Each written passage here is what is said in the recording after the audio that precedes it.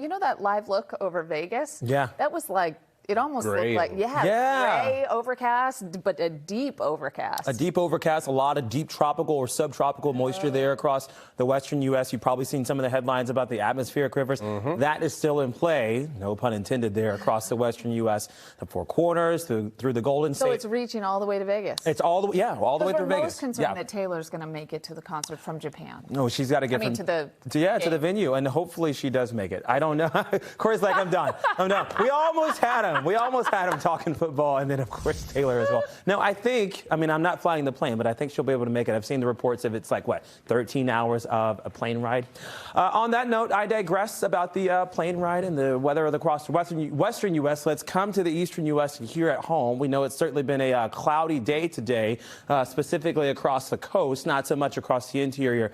There's a weak disturbance out at sea that's brought us enough cloud coverage, and even this from my friends in Harwich at the Seal, showing some of the snow flurries here that's occurred across the upper and the outer Cape too. Very minimal stuff, light and faint flurries flying there at the Seal. Thanks for sending this photo. You can sort of see how some of it has dusted, sort of like pixie dust there on the ground at the Seal Pub and Cafe. If you've got photos you want to share as well, you can do so at Tevin Wooten on Twitter. Now we know the snow drought that we have had this year. It's not just here in the Northeast, across much of the lower 48, with the exception being through portions of the Wasatch and Idaho, even through the south central plains here. Places like Arkansas and Tennessee have had enough snow relative to what they typically get to take them out of a snow drought. But here it's certainly been the opposite, where we are well below the normal across much of southern New England. The exception to the rule through Killington and some of our upper elevation spots, they are doing a little bit better, or faring a little bit better, but certainly in a deficit. And it seems like once we get to February the 14th and then through the 19th, there's enough cold air in play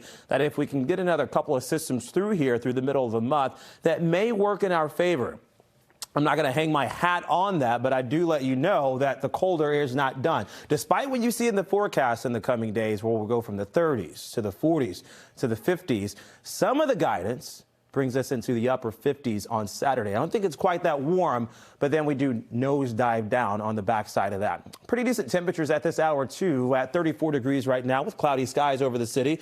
Wind chill at 29 degrees. It's not that bad of a night. You'll need the coat, though, if you're headed out for dinner the next couple of hours.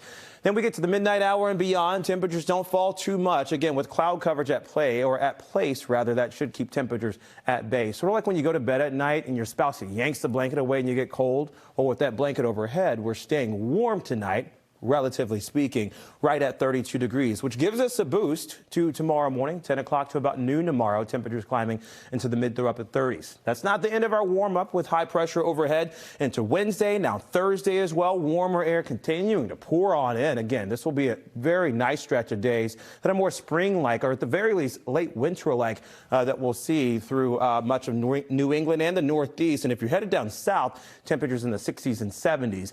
There will be, though, with some of that warmer air, moist air, too, which will bring our rainfall chances up on Saturday to about 30 to 40%, so nothing too extreme. Tonight, we're at about 34 in Boston, 36 in Marshville. From our friends in Harwich, they're at about 30 to 32 degrees right now, and 35 in Chatham. Plenty of clouds tonight, a couple of flurries here or there, but nothing that certainly amounts to, I think, less than an inch. Well, less than that tonight on the grounds. Our temperatures tomorrow climbing up a bit more to about 44 high, pretty much uniform from Rochester to Lowell all the way down to Dartmouth, too, and Plymouth, hugging the coast at about 37 to almost 40 degrees. Remember, the next chance of rainfall, that arrives on Saturday. Not a huge chance of rain. In fact, this is the line that we'll watch Friday afternoon as it nears the New England coast. You're like, wait, where's the rain? I know, it's very broken at that. And that's the takeaway from this next system coming in. It's not going to be the huge flooding event that we see across California, although some of the moisture does have ties to that out of the western U.S. So enjoy the dry stretch ahead Wednesday through Friday. You'll need the umbrella on Saturday, but not all day if you're headed to the grocery store. Next sizable chance of rain looks to be next Monday and Tuesday. And JC and Corey, there we go. Temperatures on the way back down again.